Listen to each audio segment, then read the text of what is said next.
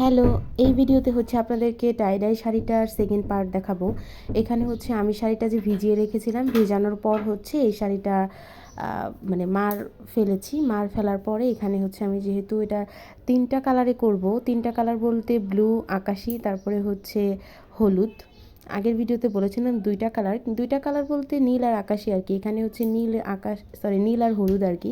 তো এখানে হচ্ছে নীল আকাশি শেডটাও থাকবে, এটাই আর কি। এরপরে আমি এখানে বালতিতে একদম গরম পানি দিয়েছি। গরম পানিতে হচ্ছে টাইডাইয়ের যে ভ্যাট কালার, তারপরে হচ্ছে হাইড্রোস কস্টিক সোডা, এই তিনটাই হচ্ছে এখানে দিয়ে ভালো করে আমি যেইটুকু বেঁধেছি সেটা তো আমি পলিথিনের মধ্যেই রেখেছি। যে অংশটা ফাঁকা ছিল সেই অংশটা হচ্ছে আমি ভালো করে এখানে রঙটা মিক্স করেছি।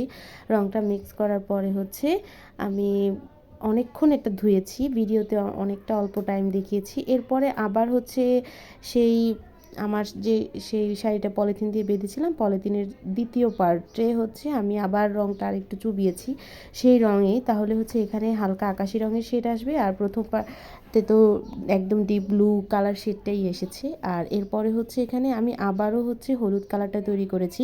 টাইডাইয়ের ক্ষেত্রে হলুদ কালারটা যখন তৈরি করবেন তখন দেখা যাবে যে হলুদ কালারটা যখন টাইডাইয়ের সাথে সাথে করবেন হলুদ কালারটা কেমন একটা মাটি কালার লাগবে, কিন্তু এটা ওয়াশ করার পর যখন রোদে শুকাবেন তখন দেখবেন এটার রিয়েল সুন্দর হলুদ একটা কালার আসবে।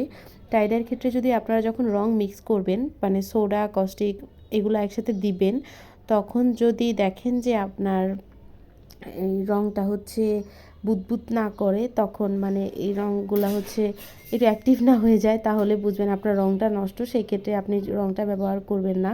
রঙটা তখন ব্যবহার করলে কিন্তু আপনার শাড়িটা শুধু নষ্ট হবে বা জামাটা নষ্ট হবে, ভালো কোনো কালার আসবে না। আর এরপরে হচ্ছে আমি সেকেন্ড পার্টেও কীভাবে রঙটা দিয়েছি, রঙটা ব্যবহার করেছি, সেটা কিন্তু আপনারা ভিডিওতে একদম ডিটেইলি দেখেছেন। এরপরে আমি হচ্ছে এখানে আমি যে সুতাটা বেঁধেছি পুরোটা সুতা হচ্ছে আমি এখন খুলেছি। আমার কিন্তু শাড়ির উপর আর নিচ 2টা পার্টে হচ্ছে নীল আকাশি কালার আর মাঝখানে হচ্ছে হলুদ কালার। এটার ফাইনাল লুকটা এখন দেখেন। তো সুন্দর আরং কটনের এই শাড়িগুলো 14 হাত মায়েদের জন্য একটা সেরা শাড়ি। আপনার মায়ের জন্য, নিজের জন্য, গার্লফ্রেন্ডের জন্য, বউয়ের জন্য, যে কোনো মানুষের জন্য সালতানাতে আপনারা এই শাড়িটা পেয়ে যাবেন। টাটা।